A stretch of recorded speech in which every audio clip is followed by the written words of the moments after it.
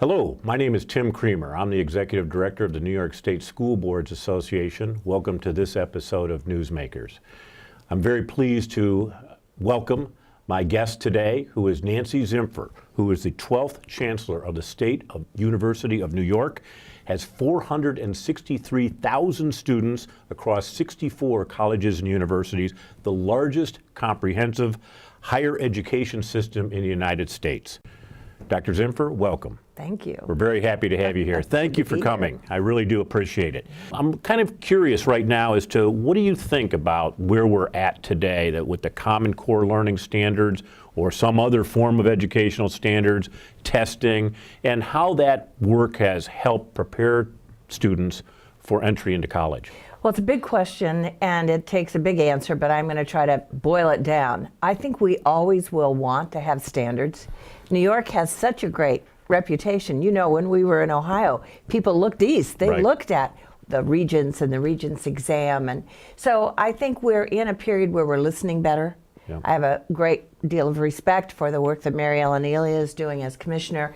I think she's all over the state, and I've been all over the state. You've been all over the state. You know what that takes. I think we will always have some form of assessment. But what we were mostly interested in when we started down this path is to make sure high school students who are graduating from the PK-12 system were college ready, actually college and career ready. So the two areas that we have to focus on are math readiness and literacy. And math is the killer. And it shouldn't be. We should enjoy math. So we do have a mechanism for buying down that remedial need. We're getting kids out of remedial math faster, but it would really make so much sense if we were doing that earlier. So this is the reason why the two sectors, K-12 and higher education, have to work more closely together. I love to see the partnership that you formed with Commissioner Elia, because you're doing just that. You're modeling that relationship we need to have, and we're so happy that you guys are working together on a variety of fronts. Yeah, actually, sometimes we go to the podium together just to paint a picture.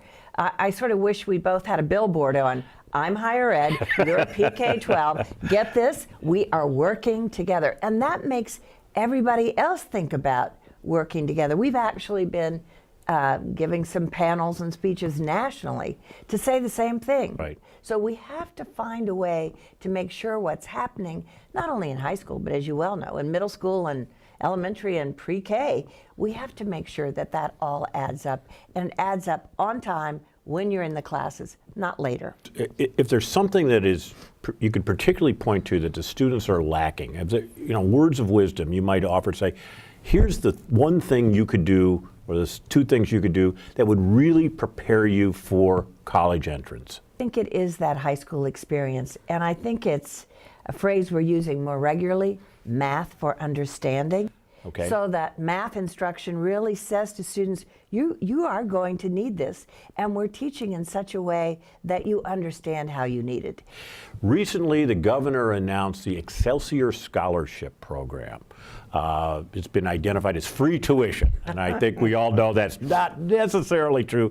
Tell us a little bit about the Excelsior Scholarship Program. Well, this was introduced prior to the State of the State address as part of the executive budget. It has three amazing qualifications. First of all, it raised the eligibility of families to $125,000. That means if you earn less than $125,000, you're eligible to apply. Secondly, it did something that no other state in the union has done. It expands the reach to four-year universities. You could use this eligibility to go to either a community college or a baccalaureate institution. And then thirdly, which is really important to both of us, it says that staying in college is really important, and the governor's interpretation of that is enroll full-time, 15 credit hours instead of 12 or less. Well, certainly if you're going to get this kind of assistance, then you would hope that maybe you don't have to have that full-time job coupled with Exactly. And what we're trying to say is that completion saves you money. Far too many students are staying too long. If you're a parent, you know this. The kid comes home, he or she says, I didn't get this one course, I got to go back for a semester. So you've just added for us $6,200 that you wouldn't have needed to spend. Just as an aside, how many percentage-wise, how many students actually do graduate in 4 years? Well, less than 50%. Yeah. It goes up in 6 years to about 65%. We, in the last 2 years, have announced our own intention to increase the degree granting student to 60,000 more than we do now. I mean, we graduate 93,000 students a year. Wow. That's a lot. That's a but lot. you know what? It's not enough. Among those 64 colleges and universities, some of them are community colleges. Exactly. Tell me about your community colleges. Well, you know, when you introduced me, it's a long sentence, but when you say largest and most comprehensive, we are saying something, because we are one of the few systems in the entire country that has under one umbrella the 4-year and the 2-year. Yes. So for us, it's a pipeline. There are 30 of them.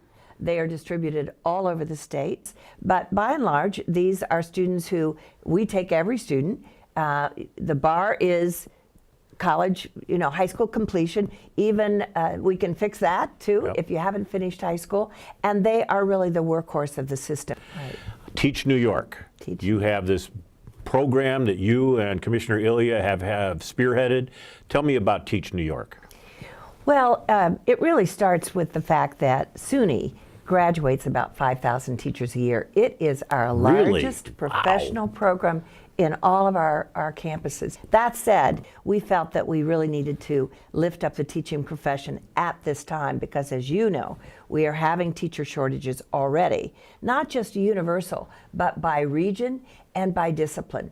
So we need more second language teachers, we need more special ed teachers, we need more STEM teachers. We've known this, but it is finally catching up with us. And we may need under maybe as many as 180,000 new teachers in the next 10 years. We're looking at the way we partner with your schools. Do we have the time and the supervision for our student teachers that we need? And importantly, do we have the teachers we need? Yeah. So Teach New York is all about those issues. Well, I appreciate being in the room. I sometimes feel like I'm the only management voice in the room, I must say. And you and the commissioner have gone about this work really looking at it as kind of a workforce development proposition. Right. We have to do this from a management perspective. We need to make sure we have the most qualified, highly qualified individual in every classroom. From my point of view, I do worry a little bit about us lowering standards. Job one, diversify the teaching force. Okay. Job two, keep the standards high. And you Thank know you. from this Thank you. commission, we agreed to a 3.0 as an admission standard for teacher preparation, like it is in many other of our disciplines. Well, you have had an extraordinary career so far, and I know this is not a retirement. This is simply moving on to your next chapter, so I don't want to even bring that word up. The fact that I've been able to lead in an environment where teacher education is so important to the work of the institutions I serve is probably my highest privilege. Well, you've been extraordinary in everything that you've done, and it's been a pleasure to have you here. We've been working on having this little interview for quite a while. We're busy. And so for that reason, as a way to reward us, because we are fellow Buckeyes, because we went to, I got this a while back when I first tried to interview you. Oh, no and I've been kidding. sitting around People waiting for probably you. wondered what you're doing with That's this. right. So I wanted to make sure that as my appreciation to you for all that you've done and for conducting this interview with me, I give you my little Buckeye bear. Well, I accept it on behalf of all Buckeyes, but most importantly, what a privilege it has been to work with you, Tim. And you know, it's always important that people can go back in their experience and remember when we were at a different stage in our career, and this will always remind me of that. Thank you. Thank I you very appreciate it. much. All Thank you, right. Tim. Good luck to you. Thank you. Same to you. Ladies and gentlemen, this has been our latest episode of NYSBA Newsmakers. I am Tim Creamer, the Executive Director of New York State School Boards Association. Thank you for viewing this.